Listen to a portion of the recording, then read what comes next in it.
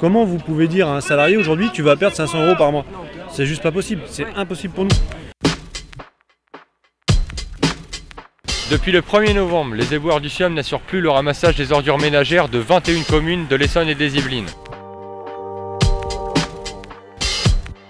Après un jour de grève, ils se sont retrouvés dans l'impossibilité de continuer le travail puisque leurs camions et matériel nécessaires ont été confisqués par leur employeur tant qu'ils ne signeront pas leur nouveau contrat de travail.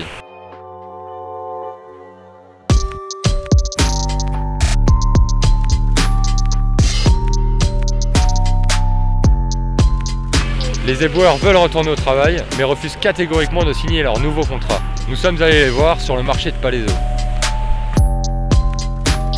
Donc, le 1er novembre 2018, nous étions en grève. Et le 2, on a souhaité reprendre le travail. Depuis le 2 novembre 2018, nous ne sommes plus en grève. Et on attend que notre patron veuille bien nous donner les moyens matériels pour travailler. Donc on n'a pas de camion, on n'a pas de direction, on n'a pas de planning, on n'a même pas nos vêtements de travail. On est à la rue complète, quoi. Et les salariés sont toujours aussi autant déterminés. On n'a perdu absolument personne. On a 100% du personnel, on ne lâchera pas, de toute façon on n'a pas le choix.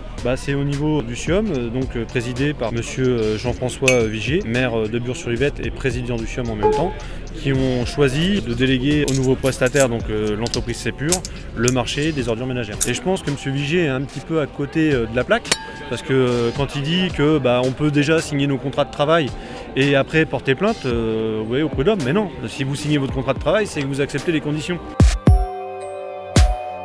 Sepur est une entreprise qui ne respecte pas la convention collective. Vraiment, c'est le low coster du déchet.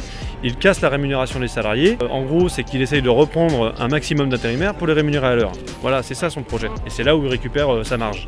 Elle devrait reprendre l'ensemble des salariés, notamment ceux qui sont aussi en arrêt. C'est marqué noir sur blanc, ils ne le font pas. On a un contingent d'heures supplémentaires qui est fixé à 130 heures, le plafond 130 heures maximum. Chez eux, il est à 250 heures. Là, aujourd'hui, vous avez des salariés qui ont entre 20 et 40 ans d'ancienneté sur le site et qui vont avoir une perte de rémunération entre 300 et 600 € par mois. Comment vous pouvez dire à un salarié aujourd'hui tu vas perdre 500 € par mois? C'est juste pas possible, c'est impossible pour nous. Chez Sepur, vous pouvez être, au bout de 48 heures, muté n'importe où dans l'Île-de-France et les départements limitrophes, le 27, le 28, le 45, le 02, enfin tous les départements limitrophes. Comment vous pouvez du jour au lendemain vous retrouver de l'autre côté de France? On ne sait pas pour combien de temps et sans aucune contrepartie financière. On demande d'être convoqué dans une réunion officielle, avec une convocation officielle. Et c'est très très compliqué d'avoir ça avec la direction de Sepur, puisque ce qu'ils nous proposent actuellement, c'est de nous rencontrer dans un bistrot, voilà, pour s'arranger d'homme à homme, entre gentlemen. Donc on leur a dit ça ne nous intéresse pas, nous ce qu'on veut c'est vraiment une convocation officielle dans la procédure des conditions de transfert des salariés. Moi j'arrête pas de clamer haut et fort que l'entreprise Sepur a essayé de me soudoyer, a essayé de m'acheter en me proposant des perspectives d'évolution de poste, chose que je refuse et personne ne marque ça, personne ne le dit. Vous voyez, je l'ai dit dans le Parisien, je l'ai dit aux Républicains, je l'ai dit sur BFM, etc. Machin, et ça c'est jamais retranscrit. Ça ce n'est jamais retranscrit. On n'est pas considéré, on n'est pas entendu, on n'est pas écouté. Le ramassage est fait et bizarrement il est même fait la nuit, donc rien n'est trié, tout est ramené au niveau de l'incinérateur et c'est brûlé comme ça.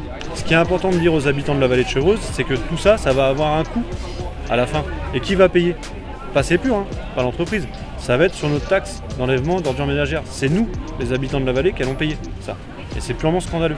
Donc le symbole, je dirais, du SIOM, collecté, trié, valorisé, voilà.